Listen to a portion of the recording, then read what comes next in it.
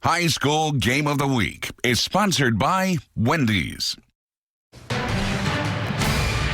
Well, that's all for us on the late edition. I'm Joy Lambert. And I'm Kai Jackson. Now here's Morgan Atzett with Sports Unlimited. Morgan. Thank you, Kai and Joy. By 4 p.m. Saturday, over 1,000 NFL dreams come to an end via roster cuts. All teams go from 90 players to 53 tomorrow. Some will get lucky enough to get a call from another team or land on a practice squad. The Ravens won't finalize their roster cuts until then, but some have been let go. The biggest confirmed name so far, outside linebacker Shane Ray. The veteran pass rusher was brought in this offseason. Ray is a former first-round pick by the Broncos in 2015, but Tyus Bowser answered the call at pass rusher this preseason.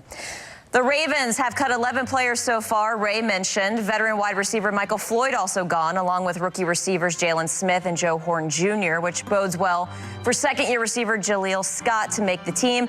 Kicker Elliott Fry was one of the first to go. Some can come back in a Ravens uniform. They can be signed to the 10-player practice squad. Certainly we have more candidates for spots than we have spots. There's no question about that. That'll be our challenge, and it'll just come down to what's best for the team in the big picture. Sometimes it's depth, sometimes it's fit. We'll just have to see how it goes. I think there's a number of guys deserving of making the team.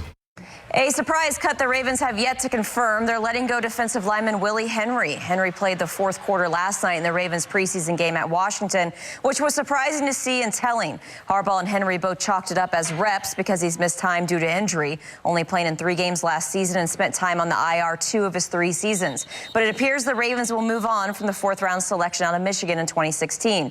You have to think looking into trades could also happen. This was Henry last night after the game on his future.